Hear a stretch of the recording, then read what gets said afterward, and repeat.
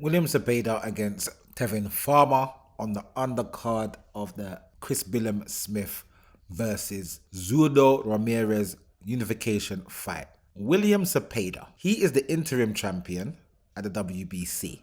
So basically, he's the number one contender for the WBC lightweight title that Shakur Stevenson holds. And Shakur Stevenson is out injured at the moment. They were supposed to have this fight, but Shakur had a hand injury. So instead of waiting for the Shakur fight, he decided, let me fight somebody who fights similar to Shakur in the in between time. And also it helps me to stay busy and keep me active, which is a good thing for any fighter. And it's definitely a hindrance for Shakur at this moment because he's going to come off an injury and go straight into this fight apparently in February. And he hasn't had a fight in between, obviously, but Zapeda just did against a very game and gallant Tevin Farmer, who I really do like. I really do rate Tevin Farmer. He just doesn't seem to be able to cross that line. Other than when he had the IBF title at junior lightweight, super featherweight. I said lightweight, it wasn't lightweight, it was super featherweight he had the title, which is junior lightweight, 130 pounds. And even at that time there, it was amongst guys that were not the best. Tank couldn't fight him and he didn't get a lot of fights with certain guys. And when he did have a step-up fight, well, one of his title defenses against Joseph Jojo Diaz, he ended up losing that bout. And Joseph Jojo Diaz, he goes on to lose against Devin Haney, the same William Zapeda, and other fighters. Getting back to Tevin Farmer. After that loss, he had a few dry patches of boxing where he wasn't boxing a lot, and then he made a comeback, got into the lightweight division, had a few wins, and now he's got himself into this William Zapeda fight. Even though he just lost the fight before, he's still got this William Zapeda fight because he's handy and he fights a little bit like Shakur Stevenson. As in southpaw, pugilist specialist, economic with the output, but still stays in the pocket. Shakur don't stay in the pocket as much, but I digress. And he gets himself into this position to fight William Zapeda.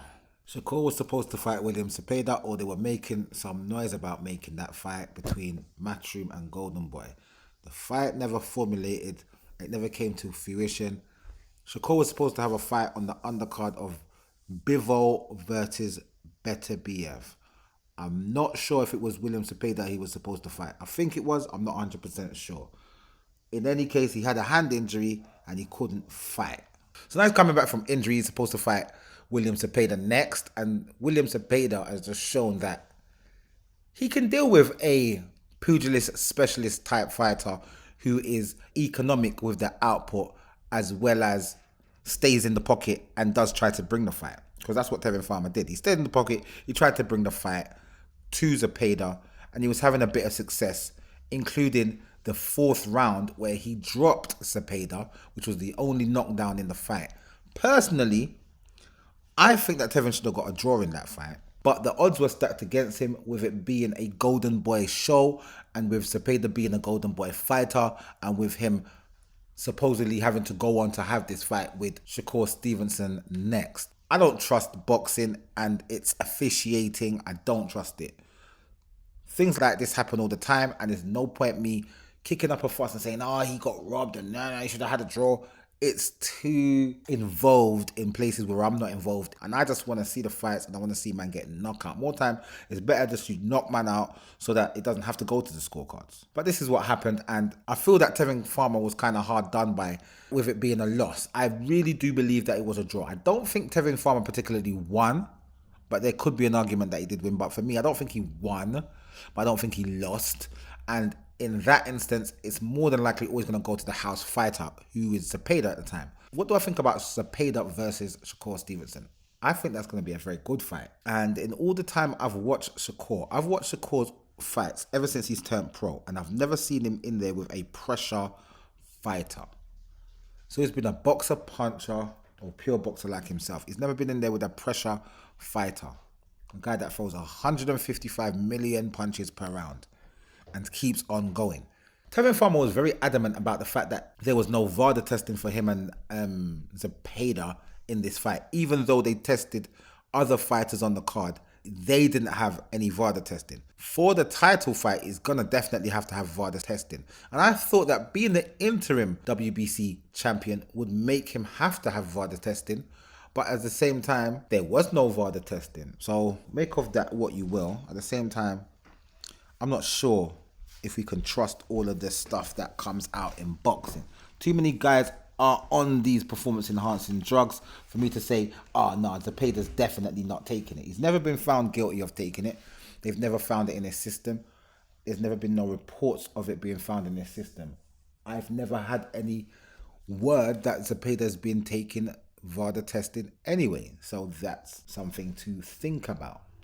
But for me, hard done by for Tevin Farmer, and well done Zapeda. You've gone through and you've passed the acid test, and now it's on to Shakur Stevenson.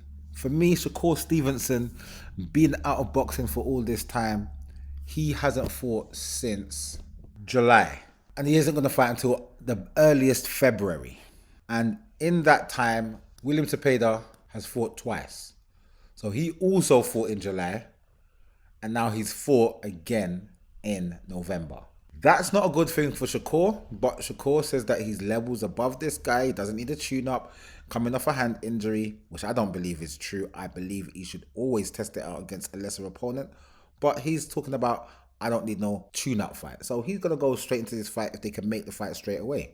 Oscar De La Hoya has been playing silly buggers with this fighter and Eddie Hearn. So I don't know what's going on with Oscar and Eddie, but Oscar's got some sort of thing for Eddie Hearn where he's always trying to talk him down and say how much of a terrible promoter he is. But yet he gives him a hard time trying to get fights together with fighters from his stable and Eddie's stable when they're supposed to fight for either a unification or, in this case, mandatory status, or the mandatory fight in the champion. So we'll see if this fight gets made. They're talking about a 5 versus 5, Oscar De La Hoya and Golden Boy versus Eddie Hearn and Matchroom, and this being one of the fights on the 5-on-5. We will see, time will tell.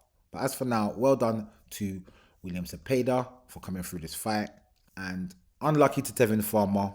Getting older now, maybe you're going to retire. You said some stuff about maybe you retire.